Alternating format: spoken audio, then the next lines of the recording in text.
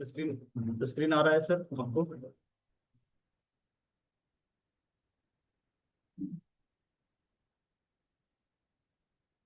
Screen मिल रहा है ना सर आपको?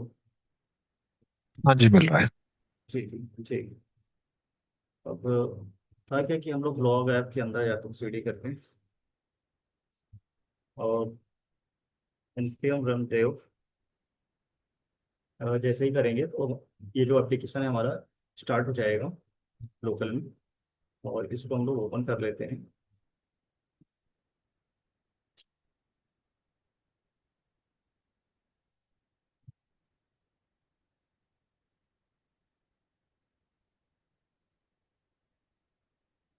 तो कुछ इस तरीके से हम लोगों ने किया था। अभी जो इस सेशन में जो देखना था हमें खास तौर से, तो देखना क्या था कि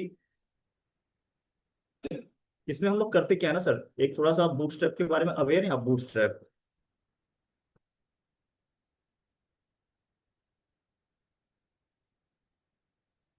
ये बूटस्ट्रैप के बारे में अवेयर है सर?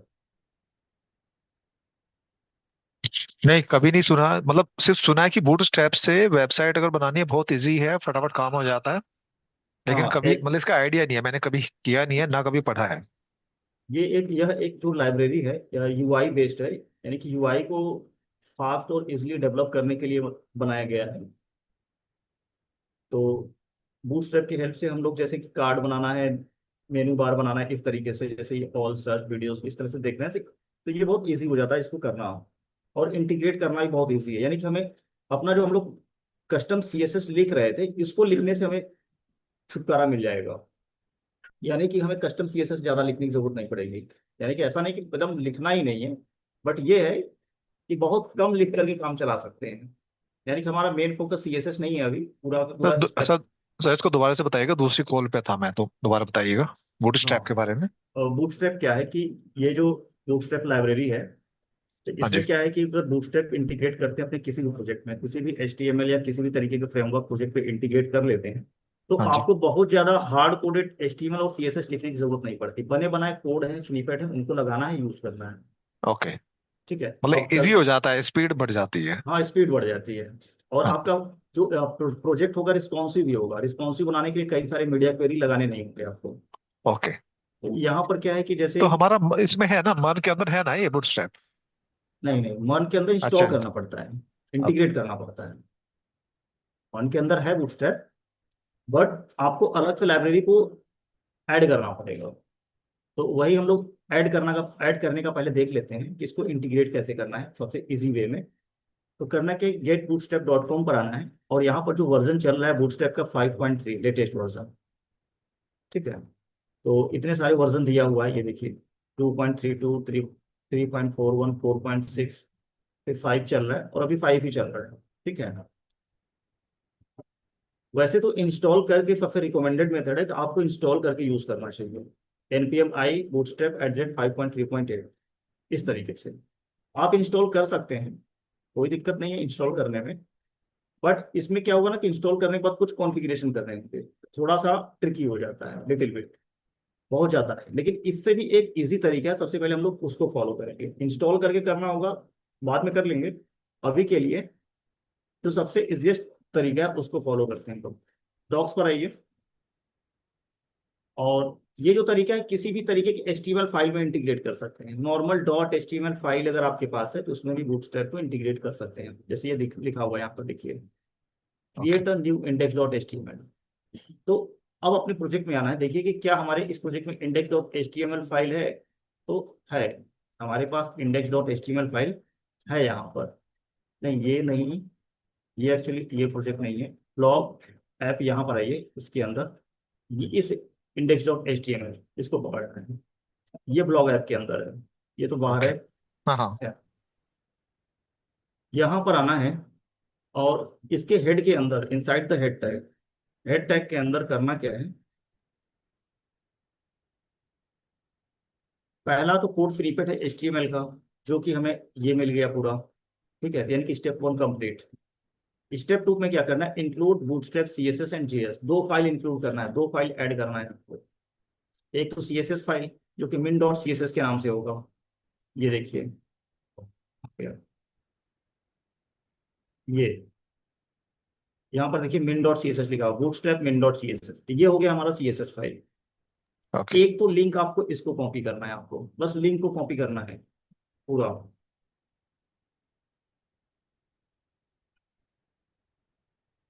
एक मिनट तो जस्ट। हेलो। हाँ जी, हाँ जी। हाँ हो गया इसमें, क्या करिए। आप ही बिजी हैं। हेलो। हाँ ठीक। हाँ सर, तो उसको कॉपी किया यहाँ से कॉपी किया, और जस्ट इसको हेड टैग के अंदर पेस्ट कर देना है आपको, कंट्रोल V। ठीक है।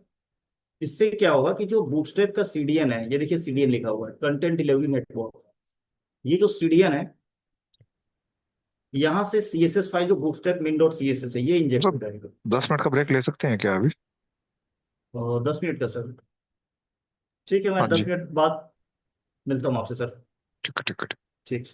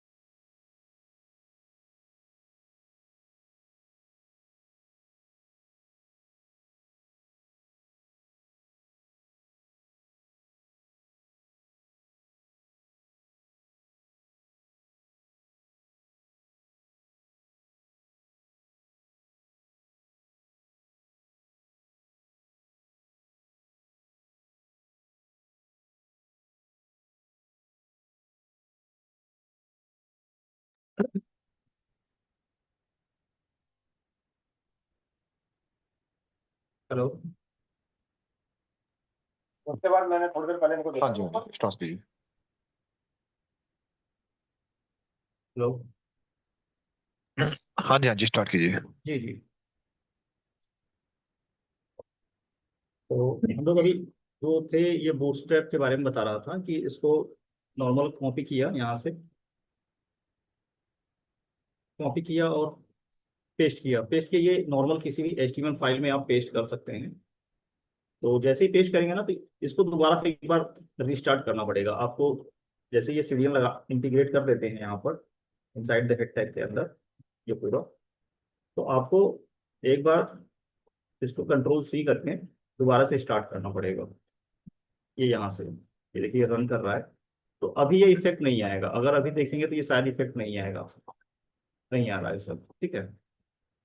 तो एक बार से हम लोग इसको कंट्रोल C कर देते हैं। हो गया, टर्मिनेट हो गया। और once again npm run dev किया। जैसे ही इसको स्टार्ट करेंगे, तो अगर ये सीडीएन इंटीग्रेट हो जाएगा, तो इफेक्ट आ जाएगा, CSS का इफेक्ट आ जाएगा।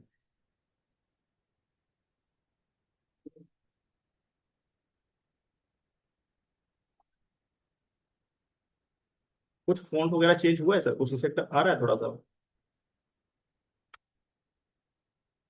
हाँ, मुझे लग रहा है कि थोड़ा फॉन्ट पे चेंज हुआ है, फॉन्ट कुछ मतलब। हाँ, और ज्यादा मेक श्योर होना है हुआ या नहीं। हम लोग एक थोड़ा सा कुछ क्लासेस हैं जैसे अप्लाई होता है, तो उसको थोड़ा सा यहाँ पर जो हमने फोल्डर बनाया था अपना SRC और blog.jsx, इसमें क्या करते हैं, और कार्ड पर एक अप्लाई करते हैं। कार्ड पर क्लास तो ओवरराइट हो गया होगा। इस पर एक क्लास होता है BC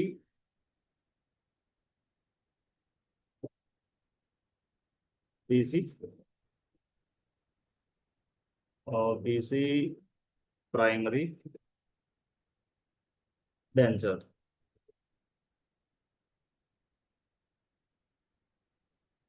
तो आया नहीं लग रहा है। हम्म, देख लेते हैं, क्लास कुछ गड़बड़ अगर हो गया होगा तो नहीं आएगा। यहाँ से देखते हैं बैकग्राउंड, यूटिलिटी में मिलेगा बैकग्राउंड आपको। BG secondary, primary BG danger, actually primary danger गड़बड़ हो रहा है। क्लास आपको यहाँ से लगाना है, नहीं तो जो इफेक्ट चाहिए वो इफेक्ट आएगा नहीं। BG डेंजर, इस कार्ड का अब कलर जो होगा वो रेड कलर का होगा, ये देखिए। हाँ जी। ठीक है। तो दैट मीन्स मतलब इफेक्ट आ गया, यानी कि जो CSS था वो इंटीग्रेट हो गया है बूटस्ट्रैप का। बूटस्ट्रैप की प्रॉपर्टीज को लोग एक्सेस कर पा रहे हैं। अब क्या रह गया है कि बूटस्ट्रैप तो हो गया, अगर सपोज करिए हमें नेविगेशन चाहिए, नेविगेशन मेनू लगाना है, तो इसको में कॉन्टेक्ट पेज में एक काम करते हैं, एक हेडर। यहाँ पर ये जो पेज है ना हमारा, इसी पेज में हम लोग हेडर लगाते हैं बूटस्ट्रैप का। तो नॉर्मल से अगर हेडर लगाना है आपको नेविगेशन के साथ, तो आपको आना है कंपोनेंट्स के अंदर। यहाँ कंपोनेंट्स में आ जाइएगा, ये लेफ्ट साइड जो पैन है, इस पैन में यहाँ पर आइएगा कंपोनेंट्स के अंदर। यहाँ पर इस कंपोनेंट्स में देखिएगा अकोर्डियन है, अलर्ट है, बैच है और नेव बार। नेव बार पर क्लिक करिएगा। जैसे क्लिक करेंगे तो कुछ कोड स्निपेट आपको मिलेगा और डिजाइन के साथ मिलेगा प्रीव्यू। जैसे ही मतलब कि ये कोड स्निपेट यहाँ से कॉपी करके हम अपने प्रोजेक्ट के अंदर लगाएंगे, तो कुछ इस तरीके का जो नेविगेशन बार है ये हमें मिल जाएगा। कॉपी किया, और app.jsx में ये जो डिफॉल्ट बना हुआ था इसको हम हटा देते हैं यहाँ से।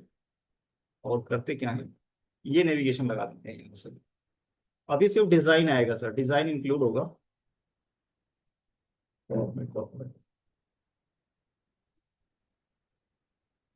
यहाँ से कुछ चीज़ों को चेंज करना पड़ेगा।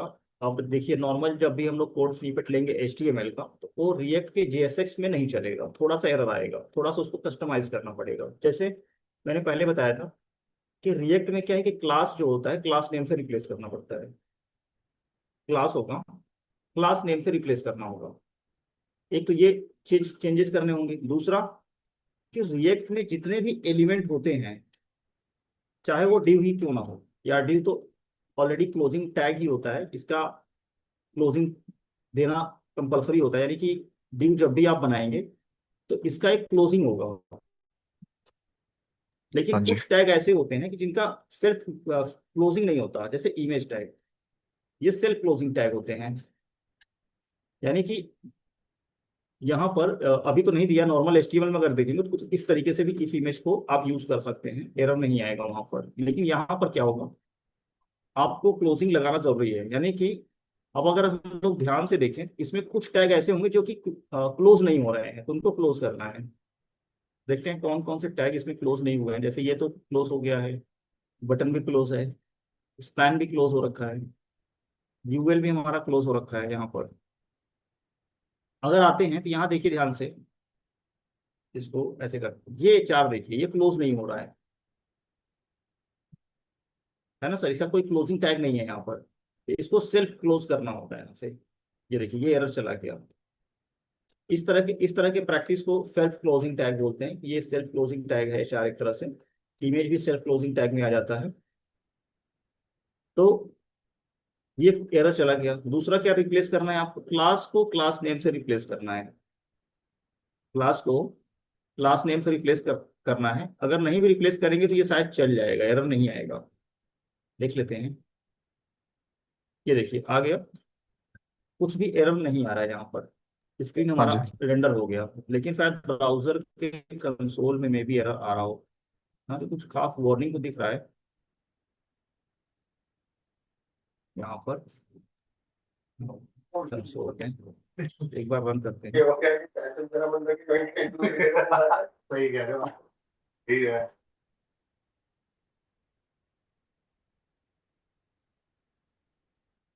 मतलब क्लास का तो एरर अभी इस वर्जन में नहीं आ रहा है।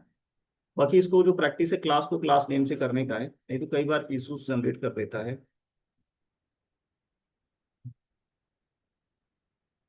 अभी यहाँ पर आ नहीं रहा है सर, ठीक है। शायद नया वर्जन में हैंडल कर लिया हो ऑटोमेटिकली, उसको रिप्लेस कर रहा हो। लेकिन फिर भी हम लोग अपने प्रैक्टिस के लिए इसको करते क्या है, क्लास को क्लास नेम से रिप्लेस कर देते हैं। इसमें ज्यादा कुछ काम नहीं करना। बाकी आप इतना ध्यान रखिए, क्लास को क्लास नेम से रिप्लेस करना है इससे। बाकी ये कोड स्निपेट अब हमारा यूजेबल है पूरा यहाँ से। अभी भी इसमें ये जो ड्रॉप डाउन है, ड्रॉप डाउन काम नहीं करेगा, तब तक काम नहीं करेगा जब तक कि आप इसमें देखिए दो फाइल लगाना था। हम लोगों ने सिर्फ एक फाइल ऐड किया था, डॉक्स में अगर आए, हमने ऐड किया था सिर्फ लिंक फाइल। अगर चाहते हैं कि ड्रॉप डाउन भी काम करे, तो आपको जो ड्रॉप डाउन की फंक्शनैलिटी है, ये जावास्क्रिप्ट से आ रही है, तो आपको डॉट जीएस फाइल इंक्लूड करना कंपलसरी है। अगर चाहते हैं कि कुछ फंक्शनैलिटीज या फीचर जो जावास्क्रिप्ट वाले हैं वो भी प्रोजेक्ट में इंक्लूड हो जाए, तो आपको इसको भी कॉपी करना है और एज इट इज आपको यहाँ पर इंक्लूड करना होगा। कहाँ पर, H T M L file में। ये ऐड करना है आपको H T M L file में। और जो ये हमारा मेन डॉट जेएसएक्स है, इसी के जस्ट यहाँ पर कर देते हैं ऐड स्क्रिप्ट में। और सेम वही प्रैक्टिस, रीस्टार्ट। जब भी index dot H T M L में कोई फाइल ऐड करते हैं, डॉट सी एस एस या फिर डॉट जी एस, तो इसको रीस्टार्ट कंपलसरी हो जाता है। इंटरनेट को है।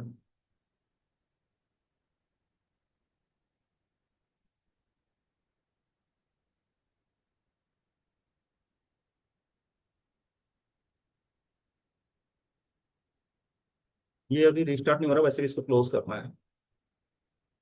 प्रॉब्लम आ गया है। अभी मैं आता हूँ यहाँ पर। अब जो अगला हमें जो काम करना है अपने एप्लीकेशन में, करना क्या है कि नेविगेशन बनाना है इस तरीके से। ये देखिए आ गया, एक्चुअली इंक्लूड हो गया, देखिए अब वर्क करने लगा। इस तरीके से होम पर क्लिक करें तो होम पेज पर जाए। और अबाउट, सपोज ये लिंक अबाउट टैग है, अबाउट पेज है, यहाँ पे इसको अबाउट कर लेते हैं। होम अबाउट, अगर ये अबाउट पेज है यहाँ से, टर्मिनेट हो गया।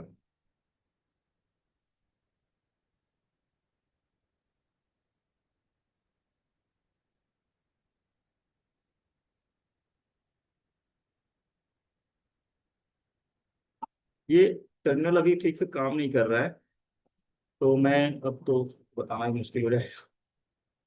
एक बार से लग रहा है बंद करना पड़ेगा एप्लीकेशन इसको।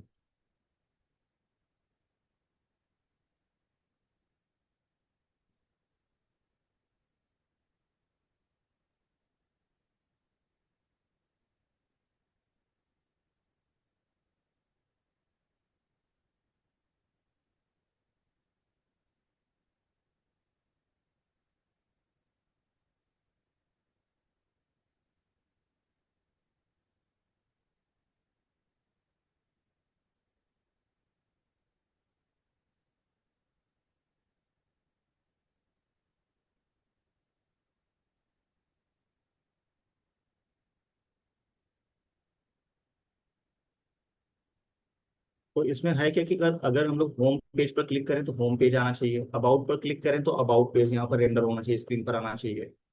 इसी तरीके से कॉन्टेक्ट सर्विसेज पेज रेंडर होना चाहिए वन बाय वन। तो उसके लिए रिएक्ट में क्या है कि इस फीचर को इम्प्लीमेंट करने के लिए आपको एक अलग से लाइब्रेरी की जरूरत पड़ेगी, जिसको बोलते हैं रिएक्ट राउटर डोम। रिएक्ट राउटर बोलते हैं, डोम नहीं सॉरी। रिएक्ट राउटर आपको इंस्टॉल करना होगा अलग से एक लाइब्रेरी। रिएक्ट में डिफॉल्ट में नहीं आता। तो उसके लिए हम लोग चलते हैं रिएक्ट राउटर देखते हैं। थोड़ा सा ट्रिकी होता है ये, लेकिन हम लोग इसको यूज करेंगे नहीं, बस मैं जानकारी के लिए बता रहा हूँ। रिएक्ट राउटर एक अलग से लाइब्रेरी आपको इंस्टॉल करना होगा। देखिए रिएक्ट राउटर आ रहा है, reactrouter.com। तो थोड़ा सा ये कॉम्प्लिकेटेड भी होता है इसका स्ट्रक्चर यूज करना रिएक्ट राउटर को। उससे बेटर है, इससे बेटर है कि जब अलग से ही लाइब्रेरी यूज करना है, तो जब हम लोगों ने रिएक्ट स्टार्ट किया था, तो रिएक्ट पर आते हैं, रिएक्ट ऑफिशियल डॉक्यूमेंटेशन पर, react.dev पर आ गए और लर्न पर आते हैं। वन सेकेंड, यहाँ पर भी शायद कंपाइलर नहीं, रिएक्ट राउटर ही होगा। इंस्टॉलेशन एंड क्रिएट रिएक्ट पर आएगा। यहाँ पर देखिए जब आते हैं हम लोग, तो सबसे पहला जो मिलता है creating a react app. Creating a react app जो रिएक्ट का ऑफिशियल वेबसाइट है, ये जो रिकमेंड करता है आपको कि आप यूज करिए रिएक्ट नेक्स्ट ईयर, मतलब नेक्स्ट ईयर को यूज करिए ऐप राउटर नेक्स्ट ईयर। इससे क्या है कि बहुत सारी लाइब्रेरी जो है अलग से रिएक्ट को रिएक्ट पर काम करते समय जरूरत पड़ती थी, यहाँ पर जरूरत नहीं पड़ेगी। ये ऑलरेडी इन्होंने एक फ्रेमवर्क बना करके दे दिया है, जो कि रिएक्ट का फ्रेमवर्क है, और रिएक्ट एक लाइब्रेरी है। तो जब हम लोग नेक्स्ट जेएस को अगर नेक्स्ट जेएस के थ्रू अगर हम लोग एप्लीकेशन यही बनाते हैं, सेम एप्लीकेशन ब्लॉग एप्लीकेशन को बनाते हैं, तो जो अब तक हमने देखा था ये तो पूरा यूज होगा वहां पर नेक्स्ट में। प्लस जो अदर लाइब्रेरीज वगैरह इंस्टॉल करने की जरूरत पड़ी थी उसको भी जरूरत नहीं पड़ेगा, और बहुत इजी तरीके से इसमें हैंडल किया हुआ है नेक्स्ट जेएस में। और नेक्स्ट जेएस है क्या, रिएक्ट का ही फ्रेमवर्क है, ओके। कुछ भी अलग नहीं है। तो हम लोग एक अलग से प्रोजेक्ट क्रिएट करते हैं ब्लॉग नाम से, जो कि नेक्स्ट नेक्स्ट के थ्रू होगा, वीट के थ्रू नहीं होगा। जैसे हम लोगों ने यहाँ वीट के थ्रू किया था, अब होगा नेक्स्ट के थ्रू। क्योंकि उसमें क्या है कि राउटिंग, नेविगेशन और एसईओ फ्रेंडली दोनों आपको एडवांस ज्यादा मिलेगा एज कम्पेयर टू रिएक्ट। जो नॉर्मल रिएक्ट है इससे बेटर मिलेगा आपको, परफॉर्मेंस वगैरह भी। ओके। ठीक है। तो आज के टाइम में कोर रिएक्ट बहुत कम लोग यूज कर रहे हैं। जो भी अब नए एप्लीकेशन बन रहे हैं वो सब किसी न किसी फ्रेमवर्क के साथ बन रहे हैं। जब पहले फ्रेमवर्क की नहीं अवेलेबिलिटी था, उस टाइम कोर रिएक्ट के साथ बन रहे थे, बट अब मोस्टली लोग फ्रेमवर्क के थ्रू ही जा रहे हैं, चाहे वो नेक्स्ट जेएस हो, एक्सपो हो, या और भी एक दो फ्रेमवर्क हैं जो रिएक्ट को सपोर्ट कर रहे हैं। कोर जो फीचर्स हैं रिएक्ट का ही रहेगा, बस कुछ एडवांस, मतलब एडवांस फीचर और भी ऐड कर दिया गया है नेक्स्ट जेएस में। और सबसे जो इम्पोर्टेंट टॉपिक है वाई नेक्स्ट जेएस, तो इसमें यह है कि ये आपको सर्वर साइड का पूरा रेंडरिंग देगा। ओके। बैकएंड के लिए अलग से कोई आपको एप्लीकेशन बनाने की जरूरत नहीं है। अगर आपको छोटा कोई एप्लीकेशन बना रहे हैं, छोटा मतलब कोई बस ब्लॉग ऐप या फिर लगा लीजिए पोर्टफोलियो वेबसाइट वगैरह, थोड़ा बहुत काम है, तो बैकएंड और फ्रंट एंड दोनों एक में ही हो जाएगा। ओके। ठीक है। वहां पर अलग से आपको बैकएंड डिप्लॉय करने की जरूरत नहीं है। आपने एक एप्लीकेशन बनाया, उसी में फ्रंट एंड सेम एप्लीकेशन के अंदर बैकएंड भी काम कर सकते हैं। प्लस ये वाला जो प्रॉब्लम था ना सर, ये जो रिएक्ट राउटर का बताया आपको, ये हाँ जी। एक प्रॉब्लम की तरह लगता था रिएक्ट डेवलपर्स को, एक प्रॉब्लम की तरह लगता था कि जब भी हम रिएक्ट यूज करते थे, तो नेविगेशन के लिए रिएक्ट राउटर या अदर भी एक दो लाइब्रेरीज हैं मार्केट में जो रिएक्ट के नेविगेशन को सपोर्ट करती थी, उनको यूज करना पड़ता था। और इसके अपने इतने सारे फीचर्स हैं, देखिए इसको याद रखना समझना, मतलब ये अपने आप में एक टास्क हो जाता था पूरा रिएक्ट राउटर। तो सबसे बेटर है कि हम फिर नेक्स्ट जेएस के साथ जाएं। अगर अदर लाइब्रेरी यूज करना है तो नेक्स्ट जेएस के साथ ही चलते हैं, वहां पर ज्यादा बेटर फीचर्स भी आपको यहाँ से मिलेगा।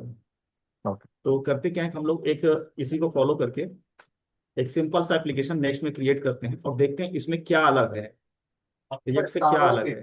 यहाँ पर कुछ करना नहीं है, तो मन में आते हैं अपने पीएमडी, नहीं कमांड लग प्रॉम्प्ट, कमांड प्रॉम्प्ट किया तो ड्रॉर में और इसके में ही रखा होता है।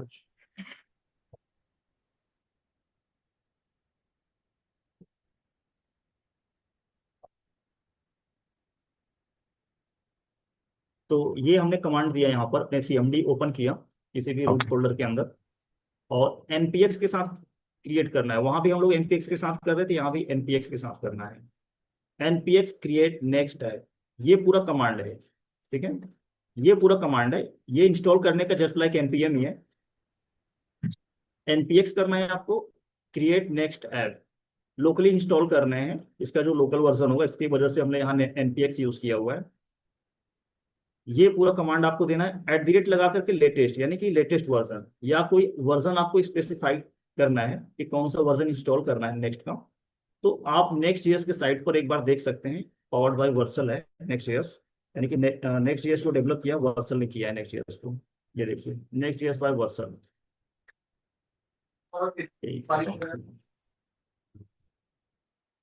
यहाँ पर देखिए नेक्स्ट जेएस बाय वर्सल है सब पूरा, ये वर्सल नेक्स्ट जेएस का साइट है, और यहाँ से हाँ इसका जी। वर्जन या डॉक्यूमेंटेशन जो भी है आप देख सकते हैं यहाँ से। और इसको डिप्लॉय करना भी बहुत ईजी है आपको। अगर वर्सल पर डिप्लॉय करना है तो आपको अलग से पाइपलाइन बनाने की जरूरत नहीं है, इन्होंने पूरा फीचर दिया हुआ है। आपको गिटहब पर प्रोडक्ट अपने कोड को डालना है और उसको थोड़ा सा लिंक करना है, थोड़े बहुत काम है, नॉर्मल सा जीयूआई बेस्ड, कोई कोडिंग बेस्ड नहीं है।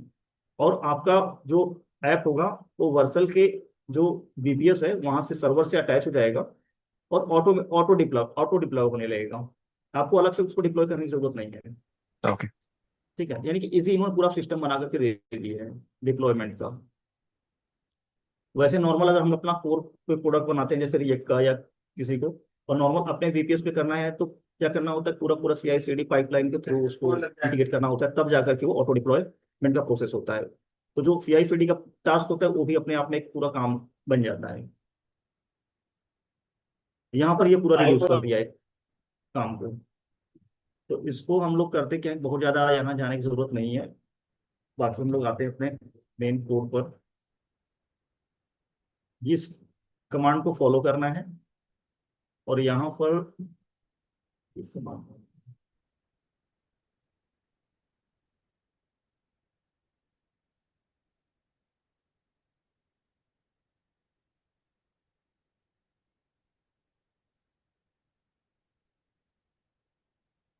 हो जा रहा होगा, इसको बंद कर देता हूँ।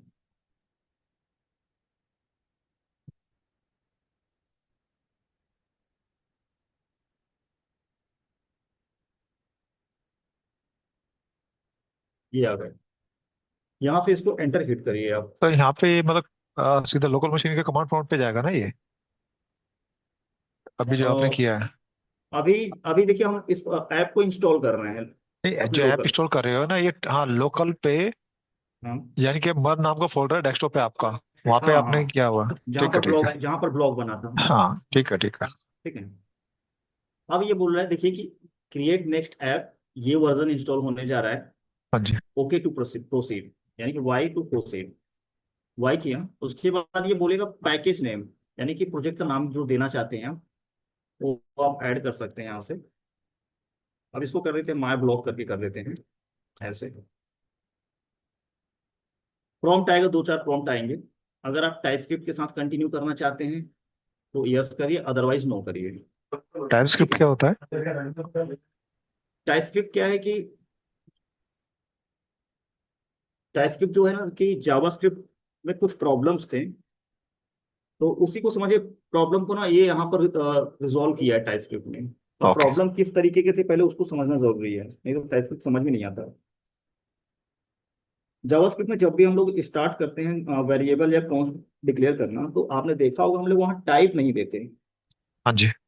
टाइप नहीं बताते, लूजली टाइप्ड है, यानी कि जो अगर नंबर दिया तो वो समझ लिया कि ये नंबर टाइप हो गया, स्ट्रिंग पास किया तो उसने ऑटो सेंस कर लिया ये स्ट्रिंग टाइप होगा। ऐसे ही फ्लोट बुलियन के साथ भी यही होता है, ट्रू दिया तो समझ लिया कि बुलियन हो गया, ऑब्जेक्ट दिया तो समझ लिया वेरिएबल की ऑब्जेक्ट टाइप है। हाँ जी। यानी कि हम लोग स्ट्रिक्टली उसको बताते नहीं है वहां पर वेरिएबल डिक्लेयर करते समय कि ये ऑब्जेक्ट टाइप का ही होगा, यानी यानी कि ये किस टाइप का होगा, ये पर्टिकुलर वेरिएबल किस टाइप का होगा। हाँ, ये फ्लेक्सिबिलिटी जरूर है कि अगर आप उसको बाद में उसको चेंज करना चाहते हैं या स्ट्रिक्टली बताना चाहते हैं, कई बार होता है कि क्या हम बता ही नहीं सकते क्या, तो वो होता है कि हम पहले उसको टाइप कास्ट कर दें, चेंज कर दें, टाइप कास्ट करना यानी कि बाद में उसको चेंज कर दें। ओके। तो लेकिन जावास्क्रिप्ट जब इवॉल्व हुआ था स्टार्टिंग में, तो आपको पता होगा कि सबसे पहले जावास्क्रिप्ट जब बना था, जैसे ब्राउजर के लिए बना था, हाँ जी। बैकएंड प्रोग्रामिंग के लिए नहीं बना था, यानी कि ब्राउजर पर चलेगा जावास्क्रिप्ट। हाँ जी। लेकिन ओवर द टाइम हुआ क्या कि जावास्क्रिप्ट में इतना पावरफुल लोगों को नजर आने लगा, इतना पावरफुल नजर आने लगे या डेवलपर्स को, तो उनको लगा कि यार जावास्क्रिप्ट को ब्राउजर पर क्यों क्यों ना इसको बैकएंड के लिए भी यूज करें। तो धीरे धीरे बैकएंड का डेवलपमेंट स्टार्ट हुआ। नोट जेएस जैसा लैंग्वेज आ गया, लैंग्वेज तो एग्जैक्ट नहीं है लेकिन पूरा हाँ पूरा हाँ। लैंग्वेज का पावर देता है नोट जेएस। हाँ जी। ठीक है, तो वहां पर क्या हुआ, जब नोट जेएस में जावास्क्रिप्ट बेस्ड जब प्रोग्राम्स बनने लगे, तो वहां पर एक दिक्कत आने लगी है कि टाइप नहीं डिफाइन करने की वजह से बहुत सारे एप्लीकेशन जो बड़े लेवल पे बनते थे हाँ जी। वो क्रैश होने लगे, चलते चलते क्रैश हो जाते हैं ओके। एकदम से, पता ही नहीं चलता कि प्रॉब्लम कहाँ से आ गया। फिर वो डेवलपर्स के पास जाता, डेवलपर्स उस प्रॉब्लम को रिजोल्व करते और फिर चलता, और फिर चलते चलते कहीं दिक्कत आ जाती। ओके। ठीक है, और एक प्रॉब्लम था कि जावास्क्रिप्ट में जब प्रोग्राम बनता है तो पूरा का पूरा जो प्रोग्राम होता है कि लोकल मशीन में कंपाइल नहीं होता। ऐसा नहीं कि जैसे अब जब हम लोग नोट जैसे प्रोग्राम बनाते हैं, देखिए ध्यान से, हाँ जी। तो हम लोग कोई कंपाइलेशन के प्रोसेस से गुजरते नहीं है उस टाइम, हाँ जी। डायरेक्ट एग्जीक्यूट करता है। तो जब कंपाइलेशन के प्रोसेस से नहीं गुजरता, तो जाहिर सी बात है कुछ ऐसे प्रॉब्लम्स आइडेंटिफाई नहीं हो पाते थे कि जो फंक्शनल लेवल पर होते थे, कि जैसे मान के चलिए कि फंक्शन का रिटर्न टाइप होना था बुलियन, फंक्शन को हमेशा ट्रू या फॉल्स रिटर्न करना था। हाँ लेकिन जी। फंक्शन ट्रू या फॉल्स तो रिटर्न कर रहा है बट स्ट्रिंग टाइप का रिटर्न कर रहा है। देखने में पढ़ने हाँ। में तो ट्रू या फॉल्स ही नजर आ रहा है, बट उसका जो टाइप था क्या था, स्ट्रिंग था। होना क्या चाहिए ओके। था, बुलियन होना चाहिए था। ये प्रॉब्लम पकड़ में ही नहीं आते थे। डेवलपर्स पढ़ते हाँ ट्रू, जी। उनको लगता ट्रू तो लिखा हुआ है यार, ये प्रॉब्लम कहाँ क्यों हो रहा है। तो बाद में क्या हुआ कि फिर इस प्रॉब्लम को रिजोल्व किया गया, तो रिजोल्व करने के लिए हुआ कि कई सारे मतलब अप्रोच दिए गए होंगे, तो उसमें से हुआ कि क्यों ना अगर अगर हम लोग स्टार्टिंग से नया जावास्क्रिप्ट ही बनाते हैं टाइप के साथ, तो जो पुराने एप्लीकेशन चल रहे थे, पुराने जो इनके एप्लीकेशन बने होंगे वो तो पूरे खत्म हो जाएंगे, चलेंगे ही नहीं, क्योंकि ब्राउजर बेस्ड है पूरा पूरा, एक तरह से एक स्टैंडर्ड इकोसिस्टम बना हुआ था इसका। तो यहाँ पर क्या किया कि उन्होंने एक ऑप्शन दे दिया कि किसी को अगर टाइपस्क्रिप्ट वाली फीचर्स चाहिए तो अपना टाइपस्क्रिप्ट यूज करे, अदरवाइज नॉर्मल जावास्क्रिप्ट के साथ जाए। ओके। टाइपस्क्रिप्ट में बस यही करते हैं, हर एक वेरिएबल हर एक फंक्शन के लिए टाइप डिफाइन कर देते हैं, स्टार्टिंग में ही एक इंटरफेस बना देते हैं। इंटरफेस कैसा होगा, मैं आपको एक सिंपल सा एक कोड स्निपेट दिखाता हूँ यहाँ पर।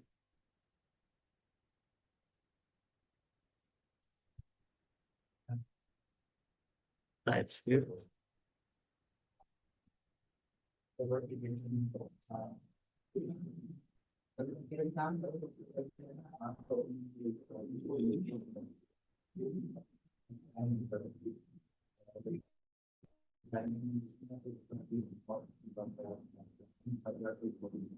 यहाँ पर मैं दिखाता हूँ, क्रिएट क्रिएट इंटरफेस।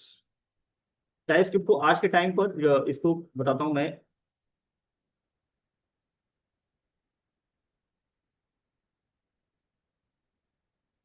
टाइपस्क्रिप्ट जब पहले टाइपस्क्रिप्ट आया, बोलते तो वैसे डॉट टीएस फाइल है टाइपस्क्रिप्ट, लेकिन जब टाइप डिफाइन करते हैं तो पहले बोलते टाइप्स डिफाइन करना। लेकिन आज के टाइम में ये तो एचटीएमएल लिखना पूरा शुरू कर दिया। तो आपको ना इसको स्टॉप करते हैं। पहले बोलते थे टाइप डिफाइन करना, angular.dev पर आया, फिर यहाँ पर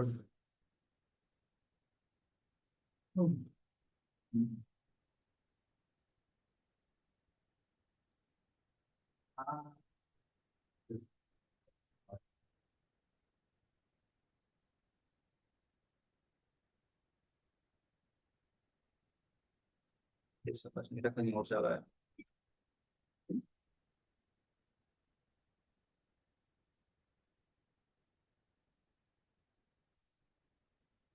स्क्रीन दिख रहा है सर आपको?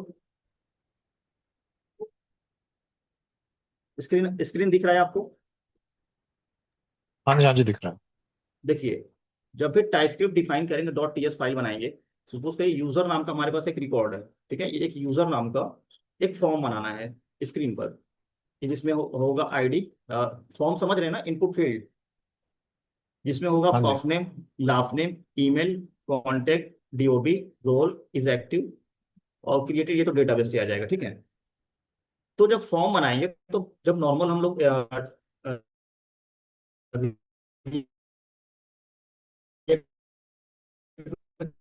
काम करते हैं, तो इसी तरीके से फॉर्म बनाते हैं, सीधा फॉर्म बना दिया, तो फॉर्म तो इसी तरीके से बने। और वहां पर सबसे पहले डिक्लेयर करेंगे कि ये जो फॉर्म होगा यूजर का, उसको किस टाइप का हमें रखना है। आईडी होगा स्ट्रिंग टाइप, फर्स्ट नेम होगा स्ट्रिंग टाइप, कॉन्टेक्ट भी होगा स्ट्रिंग टाइप, लेकिन डीओबी होगा डेट टाइप का। ये देखिए यहाँ पर टाइप डिफाइन हो गया, डेट टाइप का होगा। इज एक्टिव क्या होगा, बोलियन। और इसी को यूज करते हैं, वहां पर बाइंड करते हैं, एक तरह से मैप करते हैं, कि अगर कोई दूसरा वैल्यू आएगा तो उस सेम टाइम पर आपको एरर जनरेट करके दे देगा, सेम टाइम पर आपको एरर जनरेट करके दे देगा। इससे क्या होता है, थोड़ा सा स्पीड तो फ्लो हो जाता है, कोडिंग का स्पीड थोड़ा सा डाउन हो जाता है, क्योंकि इसमें एक दो लेयर और ऐड हो जाते हैं, तो उस फाइल में भी ऐड काम करना होता है। और दूसरी दिक्कत ये है कि अगर आप टाइप कहीं कंपाइलेशन का प्रोसेस ऐड हो गया, टाइप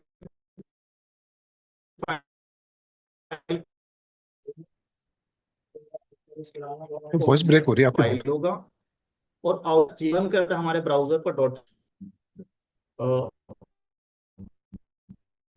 अब सही आ रहा है? बेटर है। अब सही आ रही है सर? हाँ जी, अब ठीक है।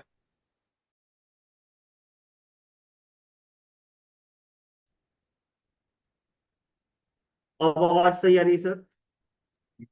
बेटर है। ठीक है, एक्चुअली हुआ क्या कि नेटवर्क इशू हो गया था।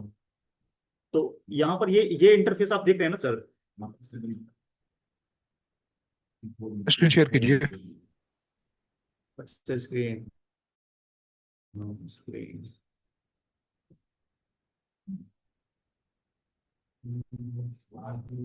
आगे।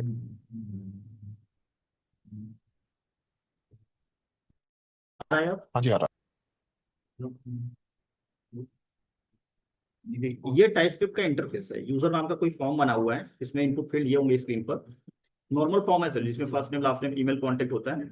इस तरीके से फॉर्म बनाया, बस फॉर्म में जो भी फील्ड होंगे उन सब फील्ड का हमने टाइप पहले ही डिफाइन कर दिया है। अब यहाँ पर होगा क्या कि कोई भी, अगर हम लोग प्रोग्रामिंग के टाइम पर कोई भी अगर गलत टाइप का वैल्यू अगर हम ले लेते हैं, तो रन टाइम पर ये एरर जनरेट कर देगा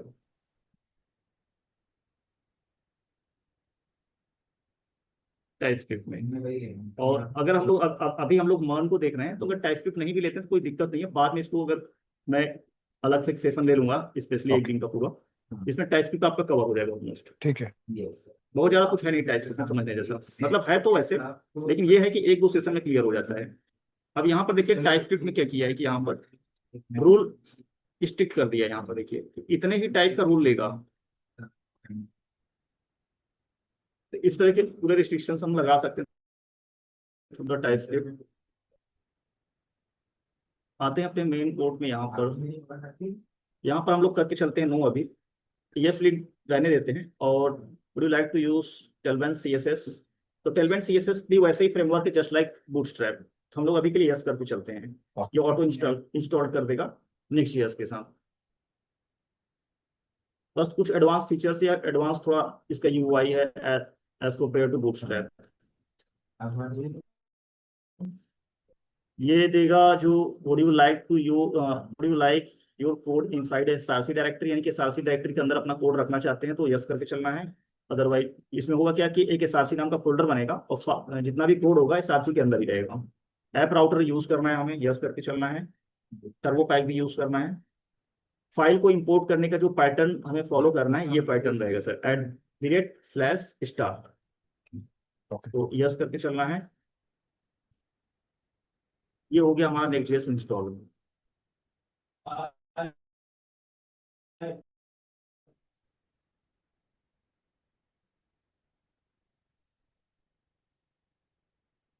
इसके अंदर जो कोडिंग की प्रैक्टिस चल रहेगी, नॉर्मल जो यूज होगा फ्रेमवर्क वो रिएक्ट का ही रहेगा। रिएक्ट की लाइब्रेरी यूज होगा।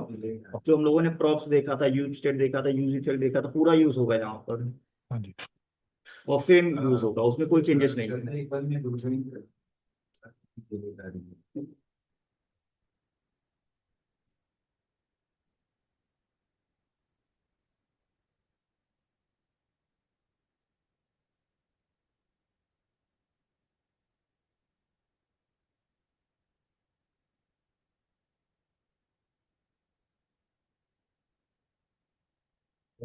अब यहाँ पर हम लोग करेंगे क्या, इस प्रोजेक्ट के अंदर थोड़ा सा यूआई डेवलप करने के लिए हम लोग थोड़ा सा ना एआई का भी हेल्प लेंगे। चैट जीपीटी और डीपसीक के थ्रू थोड़ा सा यूआई हम लोग बनाते चलेंगे, उससे नहीं कोड राइट करेंगे थोड़ा सा एक सिस्टमेटिक वे में हेल्प ले करके। जैसे हेडर हुआ, फुटर हुआ, और जो भी कार्ड्स वगैरह होगा, सेक्शन होंगे, वो डेवलप करा लेंगे।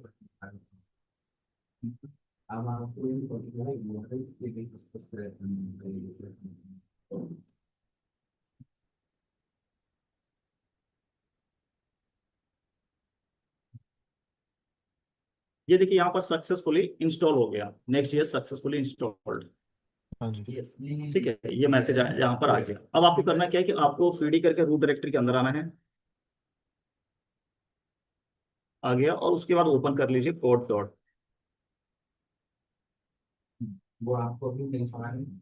फर्स्ट टाइम अगर आप देखते हैं इस कोड को तो आपको बहुत ज्यादा नया नहीं लगेगा कि कुछ ज्यादा फाइल स्ट्रक्चर कुछ ज्यादा नया आ गया, ऐसा कुछ नहीं लगेगा नहीं आपको। तो ऑलमोस्ट सिमिलर टाइप का ही लगेगा जैसे आपने रिएक्ट में देखा था। हाँ जी। बस है क्या कि इसमें कुछ एक दो फाइल एक्स्ट्रा आएगा, क्योंकि नेक्स्ट जेएस है तो जाहिर सी बात है कुछ ना कुछ अपने कॉन्फ़िगरेशन को ऐड करेगा। तो वही है कि नेक्स्ट कॉन्फिग डॉट एक एमडीएस फाइल यहाँ पर नॉर्मल सा बना दिया है। और ये जो है post CSS config config dot MDS, ये टेलवेंट सीएसएस के लिए है। अब टेलवेंट सीएसएस में क्या होता है कि ये थोड़ा प्रोसेस होता है, ये कंपाइल होता है ये फाइल टेलवेंट सीएसएस, तो उसके लिए एक फाइल बना हुआ है। इसमें कुछ भी काम करना नहीं है हमें, यहाँ पर भी काम नहीं करना और इसमें भी नहीं करना, बट टाइम टू टाइम थोड़ा बहुत चेंजेस करना होता है।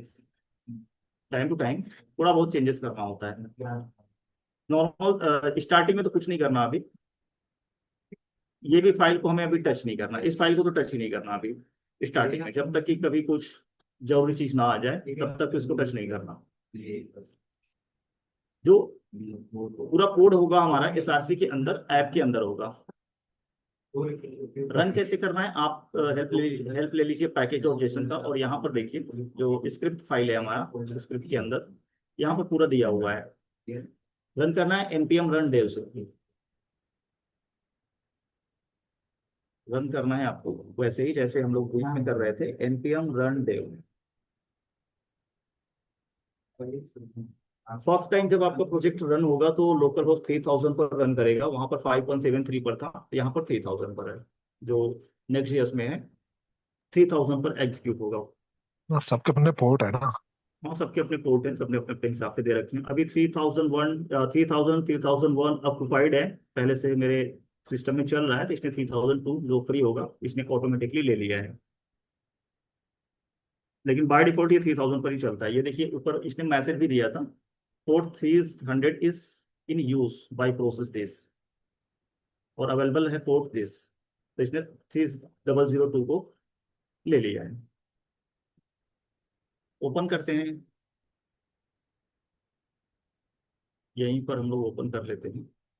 और यहाँ पर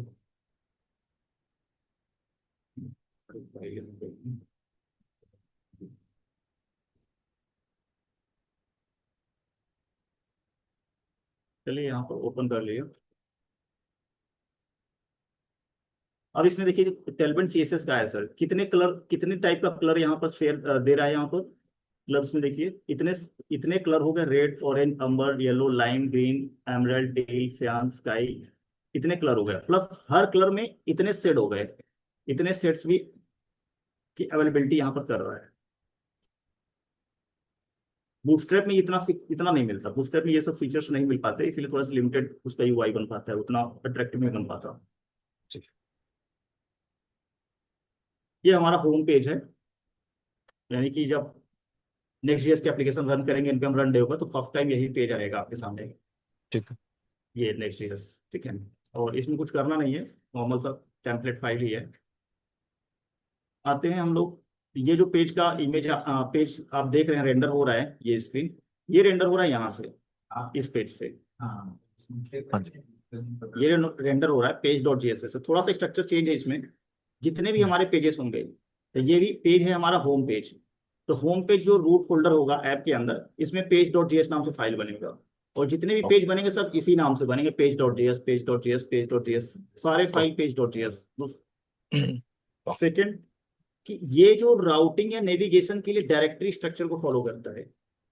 अच्छा। यहाँ पर कोई लाइब्रेरी इंस्टॉल नहीं करना, हम्म। सिंपल डायरेक्टरी स्ट्रक्चर को फॉलो करता है। तो हम लोगों ने नेक्स्ट.जेएस को इंस्टॉल या यूज करना स्टार्ट किया था नेविगेशन से लेकर के, तो हम लोग आ जाते हैं कि नेविगेशन कैसे करते हैं। वहां पर तो थोड़ा कॉम्प्लेक्स स्ट्रक्चर था, यहाँ पर इजी स्ट्रक्चर है। इजी कैसे है, ऐप के अंदर करना क्या है, अगर आपको पेज बनाना है तो सपोज करिए कि हम जितने भी पेजेस होंगे तो सबसे पहले क्या करेंगे, एक फोल्डर बनाएंगे, जो नॉर्मल प्रैक्टिस है, एक फोल्डर बनाएंगे पेजेस नाम का, और जो फोल्डर बनाएंगे उसको बनाना ब्रैकेट से ऐसे ऐसे कर देंगे। ये प्रैक्टिस है सर, ठीक है, यही स्ट्रक्चर फॉलो करना है। पेजेस यहाँ पर लिखेंगे यहाँ पर, और इसके अंदर हम एक फोल्डर और बनाएंगे, सपोज करिए अबाउट के लिए। तो जो अबाउट होगा, क्योंकि हमें देखिए, अगर ये हम यहाँ पर ये नहीं लगाते हैं, ये जो पेजेस मैंने बनाया ये हटा देता हूँ अभी के लिए, तब ज्यादा अच्छे तरीके से समझ में आएगा। रीनेम कर रहा है, ठीक है। तो अगर मैं पेजेस के अंदर नॉर्मल, अगर अगर मैंने एक पेजेस नाम का फोल्डर बनाया और उसके अंदर अबाउट नाम का फोल्डर बनाया, तो कुछ इस तरीके से हमारा डायरेक्टरी का स्ट्रक्चर होगा। हाँ जी। करेक्ट। लेकिन हमें क्या चाहिए, सिर्फ अबाउट चाहिए, पेजेस नहीं चाहिए यहाँ पर। हाँ, बाकी डायनेमिक हो जाए। हाँ, तो इसी को, जो ये अननेसेसरी का जो पेजेस आ रहा था ना, इसको हटाने के लिए यहाँ बनाना ब्रैकेट यूज करना है। ये क्या होगा, इसको समझ नहीं पा रहा है, ठीक है। अब करना क्या है, पेजेस बना लिया, एक सपोज करिए कॉन्टेक्ट बना लिया आपने, पेजेस के अंदर एक कॉन्टेक्ट। अच्छा, ये जितने तो भी समझ मतलब में एक आ तरह से गया। जो, हाँ, जितने टैब बनते हैं वो यहाँ पे बनाने हैं, यानी कि जितने पेजेस होंगे वो यहाँ पे बनाने हैं। हाँ, यहाँ पर बनाने हैं पेजेस के अंदर। हाँ। दूसरा एक एक और ऐसी फाइल बना सकते हैं, मतलब हम्म। अपने हिसाब से कैटेगराइज कर सकते हैं, जी। ठीक है। तो ये बनाना, अगर आपने बना दिया, बनाना ब्रैकेट के अंदर डाल दिया इस फोल्डर को, तो ये हम्म। फोल्डर यहाँ पर रेंडर नहीं होगा, यहाँ पर नहीं आएगा। हाँ जी। बाकी ये फोल्डर आएगा, ये डायरेक्टरी आ हाँ। जाएगा। हाँ। और इस डायरेक्टरी के अंदर जो पेज बनाना है, फाइल बनाना है, वो पेज डॉट जेएस नाम से ही बनाना है, ऐसे, ओके। ठीक है। ये ऐसे ही बनाना है, यहाँ पर भी ऐसे ही बना सकते हैं, कॉन्टेक्ट के अंदर पेज डॉट जेएस। और जो कंपोनेंट बनाना है इसके अंदर, रिएक्ट कंपोनेंट, आप यहाँ पर आपको लेआउट मिला हुआ है, देखिए मिला हुआ है ना। अच्छा, सेम लेआउट पे बनाना है। हाँ, सेम लेआउट कॉपी करिए, इसको यहाँ हाँ। पे डाल दीजिए यहाँ पर, ठीक है। ये तो इसलिए बता दिया कि आप यहीं से कॉपी पेस्ट कर लीजिएगा। हाँ जी। बाकी कल करें सर आगे। हाँ, बाकी कल करेंगे, बस ये हो हाँ। गया, हाँ जी। ठीक हाँ है। जी। और इसको रीनेम बस करना है कॉन्टेक्ट, ओके। ये कॉन्टेक्ट हो गया। अगर कुछ भी नाम कर देंगे तो चल जाएगा, लेकिन मोस्टली हाँ। वही हाँ। प्रैक्टिस है कि जिस नाम से बनाते हैं उसी का नाम दे देते हैं। यहाँ पर भी पेस्ट कर दिया ऐसे। तो ये हमारे दो कंपोनेंट बन गए, एक तो अबाउट बन गया, हम्म। तो बस हो गया सर, ठीक है। अभी अबाउट में आ गए, इसमें करना क्या है, H1 अबाउट पेज, ठीक है। ओके। अब यहाँ पर स्क्रीन पर आकर के जैसे स्लैश अबाउट करेंगे, यहाँ पर देखिए अबाउट पेज आ जाएगा। अभी तो आया नहीं, चला गया, ये देखिए अबाउट पेज। आगे आगे। ठीक है, ऐसे ही स्लैश कॉन्टेक्ट स्लैश सर्विस जो भी बनाएंगे ऐसे ही बनता चला जाएगा। तो इसमें राउटिंग की नेविगेशन बहुत ही सही है। हाँ जी, नेक्स्ट जीएस में ना। हाँ नेक्स्ट ईयर में। ठीक है। ठीक है, तो बाकी हम लोग कल देखते हैं इसमें। जी जी। और इसका पूरा ब्लॉग का हम लोग यूआई वगैरह सब डेवलप करके चलेंगे, क्योंकि इसमें टेलमेंट सीएसएस भी डाल दिया है हाँ और जी। जीएस फाइल भी है, तो इसमें पूरा कंप्लीट हम लोग देखेंगे इसमें। ठीक है। ठीक है, ओके थैंक